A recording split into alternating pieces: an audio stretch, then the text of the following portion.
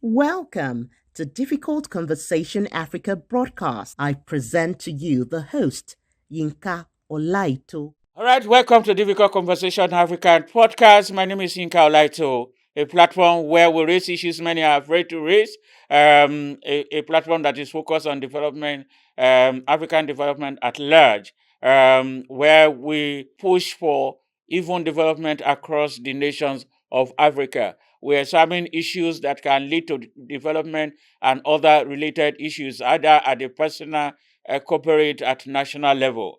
In this episode, I'll be looking at Kenya creative or film industry opportunity and challenges.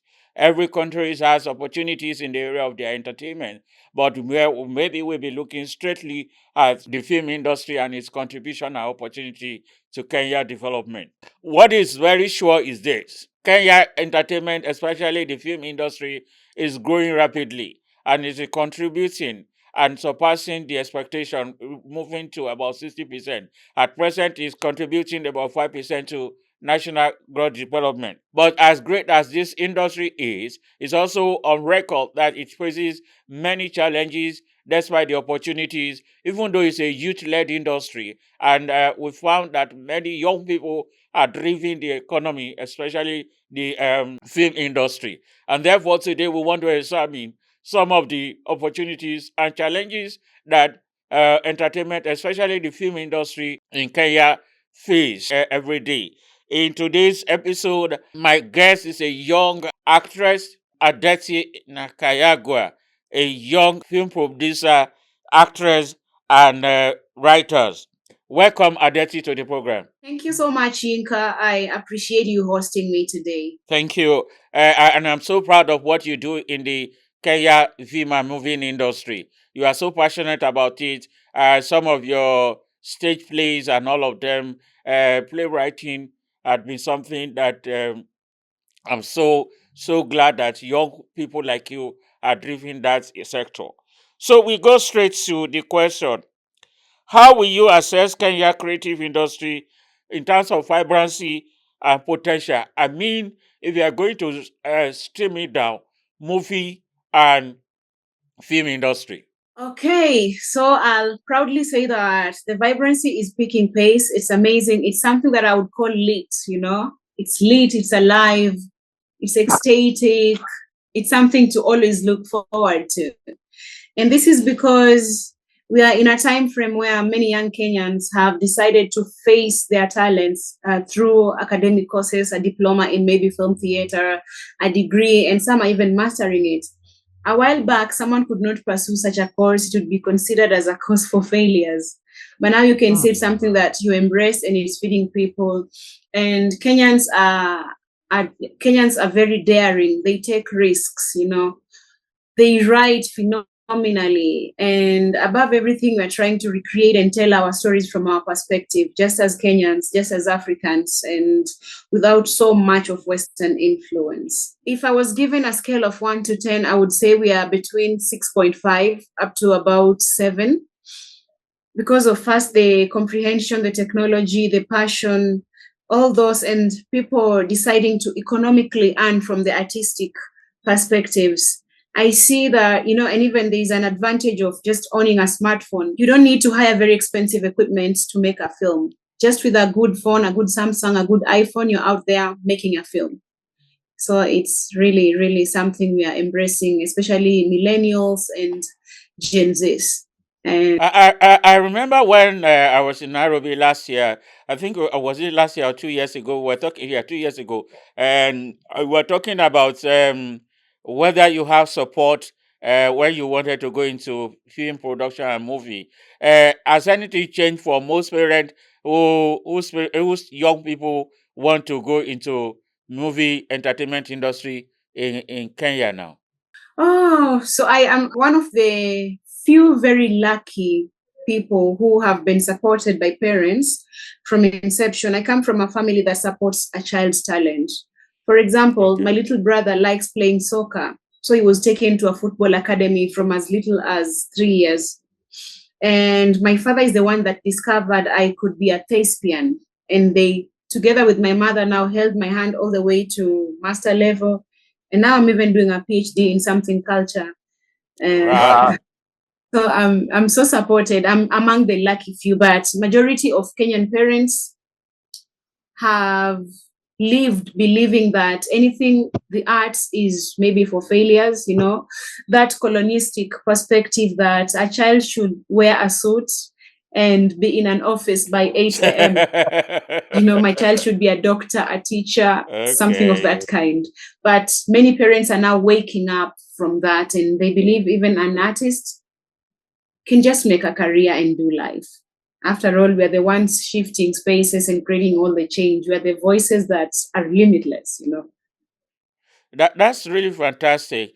It shows that many Kenyan parents will gradually support their children going into the film industry because they can see opportunity. And that will lead me to the next question, which is what's your opinion of the Kenya creative industry market assessment and level? Is it encouraging or slow? Though the statistics says that it is growing, will you say that you are happy with the growth of the market accessibility and market returns of investment for filmmakers, writers, and all the stuff? This one, I'll give it a two perspective. There is a huge number of emerging creatives, that is both in film and theater, but the consumption rate is now where slows down everything. And that means that is the commercial aspect of it. Someone could put up a very nice film and maybe want to screen it in a cinema hall, but not very many people will turn up. And I am not affiliating it to Kenyans' disregard to the arts, but I'm affiliating it to Kenya's current economic status. Okay. Someone would prefer to buy a packet of flour at maybe 1,000 Kenya shillings. That's like $10. Someone would prefer to buy that instead of using the same amount to go to a cinema hall to watch a film. People are currently on survival mode. So if you are also given a choice, you'd prefer your stomach to entertainment. But the fact is, aside from the economy, ideally, the industry could have been a very profitable endeavor for everyone who partake in it, right? That's what you're saying. Also, you know, there are so many producers, so many writers, and so many actors. What we lack is something like an association of all these people, whereby if Yinka produces a film, this time you're going to watch Yinka's work. We don't have to wait for external audiences. We could just merge and help Yinka market his work, consume his work, you know? And like a lot of times, a producer, a writer, or just a creative, we stand alone. People stand alone. It's a battle. It's very competitive. Everyone wants to stand out on their own. Everyone, you know, and that actually makes it quite difficult for everyone. Is just competing against their other. Meanwhile, there's a need for collaboration in this age because that's where the world is going. But one other complaint that people have talked about in the Kenyan movie industry is the fact that weak intellectual property, which is leading to exploitation of leading actors, filmmakers, and producers. So, in your own opinion, will a strong intellectual property help to protect the industry? Or what do you think? Yeah, in 2021, I produced a stage play. I'm the first Kenyan producer to bring people with vitiligo and albinism in theater spaces. So in 2021 December, I produced a play and I had actors with albinism and vitiligo. Sadly, the ones with albinism fell out, and I was bringing this skin condition vitiligo into the art space. And then in 2022, someone steals my play word by word. Wow. They produce it for the Kenya National Drama Festivals and they win. And I don't get any credit. And I try to raise the issue. Actually, I even find a lawyer and what. And, you know, it just becomes like a gambling game. It becomes like cat and mouse. And I meet senior bosses in the country, and they're telling me just forgive and forget, forgive and forget. There's not much we can do. But now, as a stakeholder in the art space of the country, we are really, really laboring to come up with policies, to form policies to advocate for reformations in such aspects. So the intellectual property law is still very weak, that people can actually steal your idea and go away with it. And I think that that's what most it's a prevalent issues in almost every African country, though it's better in some. But I think that that's something that government can do to protect filmmakers. Now, one other issue that is very prevalent that and I must commend you, gender disparity within the industry is very obvious. It's a concern to many, as it could. Women are underrepresented in the film industry, and then the opportunities that women have in terms of financing and structured engagement with the finance industry is still something that people are complaining about. For your as a woman in the industry, what is your opinion about gender disparity, opportunities, and challenges for women in the film industry in Kenya? Oh, each time I'm asked that question, my heart breaks. But again, I have to quickly collect myself and speak for us, for women, young women in the space like me. And when I say space, I mean the art industry and the film, theater and film. We are very, very few. We know each other. We nearly know all of us. And I can't entirely comment on the finding because it's just a struggle for a woman. I remember at one point I was producing and someone told me, this is now both theater and film. When I was producing my short film and also a play, someone told me I cannot be directed by a woman, and a young woman for that matter. And Wow. and I was really surprised, and I thought in this era, but you What was see, the person facing? these Just people have because you're not, a woman. yeah, just because I'm a woman, but these people have not been awakened to know that a woman can also give authority in such space, and subtly give authority. I wasn't screaming or shouting at that person, but they just thought I'm a woman, and maybe it diminishes their persona to take instruction from me. And I meant very well for us anyway. So that actor sadly fell out. That is the film. But in the play, that person, I gave them time to think. I even recommended things to read and watch, and they came back and we worked together. So again, it's a two-way thing. We need to educate these people if they will accept to be awoken to the fact that women too are taking this wheel. And when it comes to financing, a lot of times I have seen that from observation, big organizations are funding male producers. Yeah. When it's a woman producing something, maybe an organization like Gute, that's a German institute, just gives them space, and then that's where it ends. You have to look for money for costumes, transportation, meals, everything that it takes to put up a whole artistic piece together. And sometimes also women fall out because, getting a child, marriage, education, it's a lot on someone. When you're grasping this, and you lack support. Sometimes we need those AA sessions as women, just women producers and writers. I noticed, I think it was in March, someone came up with the idea to bring all women producers together and writers, and maybe that way we could be a leaning shoulder for each other, but I'm yet to see its actualization. So there's just that, and I think it also stems from the competition aspect. I understand your pain, and the fact remains that in 2025 we shouldn't be talking about gender gap within any industry, and especially within creative industry or movie industry. I think that we should concentrate more on capacity, capability, and ability to deliver on the job. But Oh, I think that this conversation, what are you as an individual doing to bring this kind of a conversation up in the industry when you meet as a group? Is there something you can do? Is there something government can do to ensure that this gap is breached? When we talk about government just means you and I Truly. contributing to the whole agenda. So it begins at the grass level and then it rises top, you know.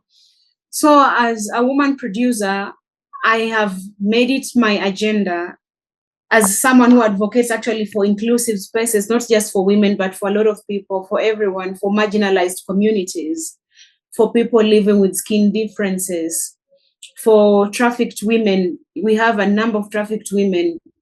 And so it's also, for me, I find it very salient to use art to integrate them into our spaces, to tell people about them. And a lot of times in my productions, I make sure, this might sound like gender imbalance, but I believe it's giving voice to these people. That's true. If I'm producing, I make sure that 90% of the people managing the production, that is the crew, are women. Crew are women. The last play had 97% women. That's You know, true. like it was a 20 people cast and 12 were women. Adeti, but there is Kenya Creative Economy Support Bill 2024 and program of organizations such as IVA and Kenya Cultural Center, which aim at addressing some of the challenges in the industry in terms of sustainability. How far have that been able to help? I mean, the Creative Economy Bill, IVA, and all of these cultural organizations trying to alleviate some of these challenges within the film industry in Kenya. How far has their effort gone, and how sustainable are their efforts? Wow. For the Kenya Creative Economy Support Bill, the last time we checked, it was just a bill. It hadn't been passed into a law. And it was in no way favoring the artist. I recall I was among the panelists and we were discussing this before it was taken to the Senate. It is of such great disfavor to an artist, and I am saying this with a lot of sorrow in my heart, because not all artists, it comes with ultimatums. It comes with heavy taxation. It comes with something that we are currently trying to run away as Kenyans. It comes with voice suffocation, I'll say that. An artist is a free spirit. I want to freely write. I want to freely create. But if you want to regulate even how my mind operates as an artist, then you are making me a prisoner. If I can't just come up with a concept before it's even very mature and you want to tax me, you are making me a prisoner. You are imprisoning my spirit. I won't freely express myself. And then if it comes with conditions like I have to join this and this for me to get this grant and that, for me to get this funding and that, you see, it becomes, allow me to use this word, it becomes quite ambiguous. So we are still waiting on that, and sadly not very many artists took their time to go through that document. If anything, a lot of people who are contributing to this thing were not even artists who are active in the space. Wow. So, but what will your association do?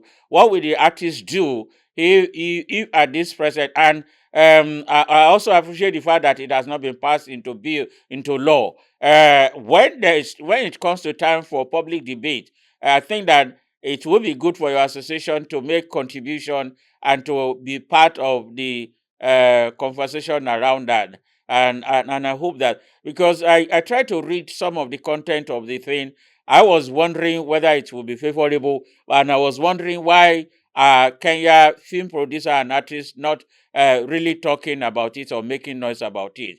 What have you guys done about it outside the fact that you are part of the panel that assess it? Number one thing, we have a central meeting point as artists, and that is the Kenya National Theatre, aka Kenya Cultural Center. That is where the discussion should have been done. at least Okay. many Kenyans, many artists would have been awoken to a document concerning them being discussed and ongoing. That didn't happen. If anything, we just met in little spaces as few selected artists to talk about this. And I tried to share it across artistic groups with my friends who are producers and writers, to tell their people to read, to tell their people to speak. Alone, I could not, my voice alone could not scream That's to true. all the I know. corners. I know. Sadly, know. sadly, no one just bothered to read. It was just like a missing point, and the story went and just disappeared and vanished, and then that was it. But I hope, since it was going to be part of the 2024 bill that Kenyans ensured was disregarded, I hope that we might discuss it again soon. But I haven't seen it put forward for us to talk about it lately in this 2025 budget or something, bill reformations and stuff. So I think it was just suspended or withheld for something. And then about the HIVA fund, I'm happy that it always has a section for women producers. There are particular women writers, producers, and directors. So I acknowledge the effort that HIVA is making. And also the convergence that I previously talked about, female producers, writers, and directors meeting and choosing to walk the journey together. I hope it becomes fruitful in the next few months. So in a way, I can say that the Cultural Center is really, really pushing for this idea. Yeah, thank you. Thank you. And I really appreciate what you guys are doing. In terms of funding, finally, we know funding has become an issue in the creative industry, particularly movie industry. Um, will you think that private partnership will work, and especially for women? I want to appreciate the IFA fund that you talk about, but how far can that go? So, what are your suggestions on ensuring that fundings are available, especially for women in the industry like you? I'm so happy that 25 of April this year, we had a meeting, Courtesy Africa No Filter, and the turnout was 99% women. Wow. And Wow. just besides HIVA, we decided that, unlike our selfish perspective as Kenyan artists, we shall collaborate going forward.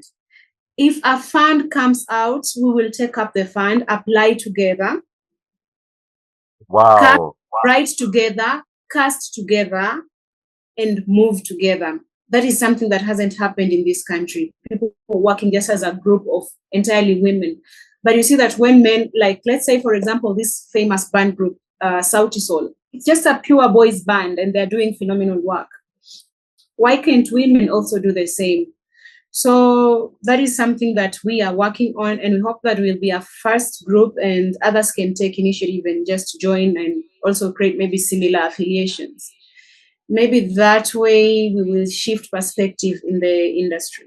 Yeah, thank you, Adeti. It's such a insightful conversation around the Kenya industry environment, film industry. And I want to really thank you for what you are doing as a young woman. I want to appreciate the effort you are making. And I want to say kudos to the work you have done. I want to believe that the Kenya intellectual property law will be a bit stricter so that works of professional like you will not be plagiarized and then you won't be making money around it. I want to say thank you once again, and this is a good conversation. It's a conversation starter.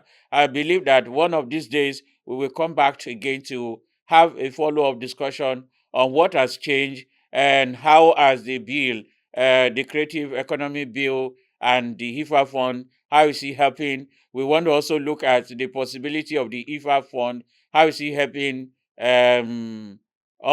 or everyone around in Kenya movie industry? So thank you once again, Adeti, for this opportunity and for this conversation. All right, thank you, our viewers. We want to say thank you for listening. I want to believe that there are quite a lot that we have shared in this environment on the creative industry, especially the movie industry in Kenya, and how it is when we talk about opportunities and the challenges. And I see that things are changing. Being a youth-led industry, we know that it's a matter of time it will continue to grow, because there's possibility that Kenya entertainment industry, especially the movie and music section, may become one of the leading industry with great gross domestic income. Thank you, everyone. We appreciate our viewers. Please ensure that you follow us, subscribe to our YouTube channel. Also, follow us on our X or LinkedIn, Facebook, and other platforms. And please continue to reach out to us. Continue to give us your feedback on what you think we should do better. Have a great day, and see you in the next edition.